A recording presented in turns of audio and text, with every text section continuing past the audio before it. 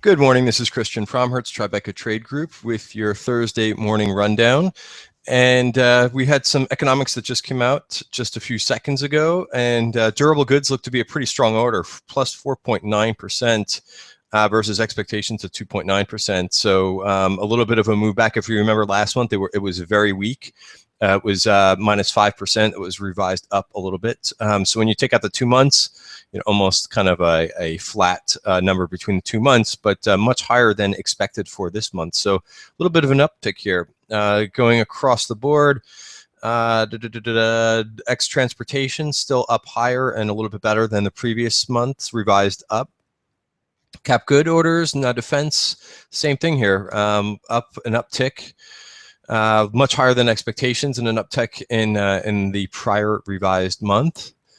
And what else do we have today? We have initial jobless claims right in line with expectations, not a big mover there. So you can see S&P was getting a little bit of a bid here on this particular candle coming back in, but overall I think pretty good. Maybe something to watch today is industrials. They've been doing pretty well lately. Let's just go to an industrials chart, considering we had these durable goods, and much a different looking chart than a lot of the other sectors indices. Very nice looking chart here. It closed above the 5-period exponential moving average. May have a little bit more run to go here in the industrial sector. Going back over to S&P, might as well look at the chart of S&P. Everybody always likes to look at what's going on here. A lot of consolidation in the ES on the top of value. This is something that I've been talking about for the last few days. We continue to be having a lot of resistance here at the top of value. If we can move above, perhaps we can get up to this particular resistance line that I have in my charts. But you could see, every day it seems like we've been running up against this. This is where we got yesterday. Obviously this crazy day yesterday in terms of range from low to high, but where we got yesterday, just again butting up against this this top of value for the on the daily chart. So really interesting, I think, that we can't get above that. Taking a look at Qs first, possibly a little bit different looking chart than S&P. I like this a little bit better in terms of moving to the upside. It's not up against the top of value, so it could have a little bit more to run. And then IWM, which I find most interesting, kind of why I left that to the last. It's been outperforming recently over the last 5 days. Not huge outperformance, but nevertheless kind of interesting because I think small caps sometimes lead large caps. They're up over the last 5 days about a little over 1%, where the S&P is flat. So I continue to kind of watch IWM for clues for the whole market, considering that I do think sometimes it does give an initiation of a move before everything else.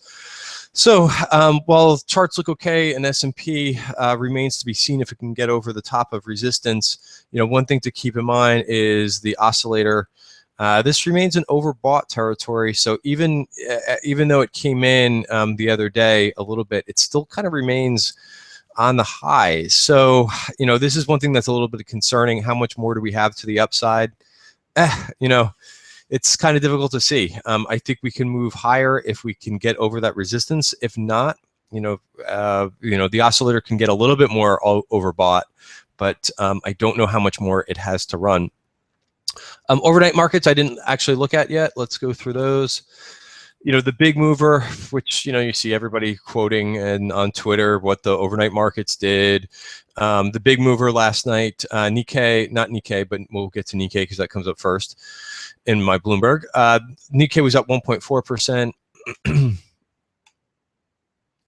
The Hang Seng was down 1.6%. The big mover was Shanghai, down 6.4%. So you would think, wow, it's down 6.4%.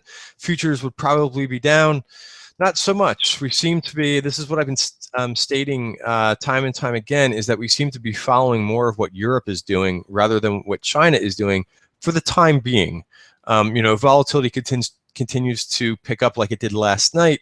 Maybe our markets will start to watch what China is doing a little bit more. But right now we're kind of seems to be very focused on what Europe is doing, and as well as oil. So Euro Stoxx up about 2% this morning. DAX is up 1.5%. Let's just take a quick glimpse at the path of what they did.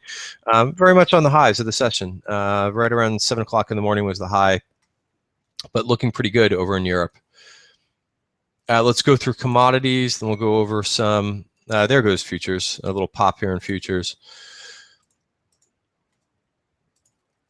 which you would kind of expect. I think right now, anytime there's good economics, people are still like, "Oh, does this mean there's going to be a rate increase?" So it's kind of, is the good news bad news? But I think we want to see the economy doing well right now versus, Citigroup came out with a report that we could be headed towards another recession. So anytime, that kind of report comes out and there's positive economics, I think that's a good thing. I would imagine gold is selling off here a little bit, down about 40 basis points. One thing I keep mentioning is, and someone just asked me, because I mentioned on Twitter that gold saw, this has been the case, this has been the trend recently, is gold saw more, the largest ETF inflows than any other ETF yesterday. And it's $1.8 billion over the last 5 days. So somebody asked me on Twitter, is that right? Even with what gold did yesterday? I said, the numbers don't lie. They are what they are. So there was more inflows into GLD yesterday. And that seems to be the case. We've also saw a lot of flows, a lot of call buying in silver yesterday as well. What else to look at this morning? I can't believe I haven't looked at oil yet. Oil actually down a little bit, down about 1.4%, but not that bad. So let's just take a quick look at where the volatility is. And while I have stock charts up, let's check at the OBX. So the volatility index in oil still very high. This is the highest it's got back a couple weeks ago.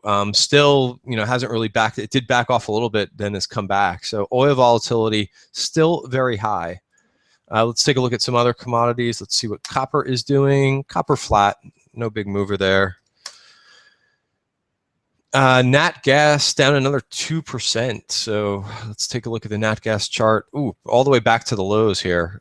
So nice move up here for about a month or so, and it's been slowly moving down here. Let's see what bonds are up to this morning. I would imagine they're going to be selling off here a little bit. Just about flat. So a lot of indices right around flat for the day. Let's just go back to S&P. S&P, yeah, about flat right now, which is good, in my opinion. Could set up for a nice day of trading. We'll see. Let's go through the movers this morning.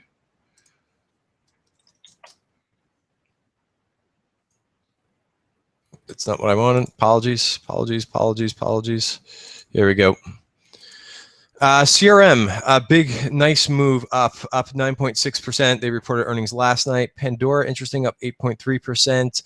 So I would possibly watch names like Microsoft today, any of the cloud names, considering how well CRM did last night off of their earnings report. Restoration Hardware down 22%. I heard on their conference call they blamed anything and everything in terms of their performance for the quarter. Not so good when you come up with all these excuses. BBY down 2.2%, GoGo down 4.1%. Relipsa, they also reported earnings. They're down about 10%. Let me just see if I can come up with the analyst reports for this morning. I didn't see anything too striking. There we go. Let's see. Cooper Tire raised to neutral versus sell. Not a lot of upgrades this morning. Don't really see anything that's that noteworthy on the upgrade list. Downgrades, a few more downgrades than upgrades. Bank rate, cut to sector perform. Again, nothing really too shocking here. KGC, cut to neutral over at UBS. Restoration Hardware, cut in two different shops this morning. No surprise there. A couple of more initiations this morning than anything else. Juno Therapeutics raised a new buy at Citi. Gilead, new buy at Citi. Can't believe that these guys weren't being rated before at Citi. Reinstated neutral at Goldman for Conagra. Celgene rated new buy. So it looks like Citi upgraded Celgene and Gilead. Those would be two names to watch. Also Biogen. So all the big biotechs, it looks like Citigroup went ahead and raised. So let's just take a quick look at IVB. This could be something to watch today if the market takes off. They acted pretty well yesterday. Nothing too compelling. Can't tell yet if this is going to roll over to the other side. I did see some puts being bought in XBI that were long dated yesterday. Find that. Here we go. Looks like my font changed down here. I'll have to change that. But yeah, all the way up to September. Let's see if that was opening in XBI. I'll have to check that, but pretty big put buyer going out to September in XBI. All right, so one quick look at economics. Or excuse me, S&P futures. Yeah, right about flat for the day. So so that's it for the morning rundown. Have a great Thursday and good luck trading today. Thank you.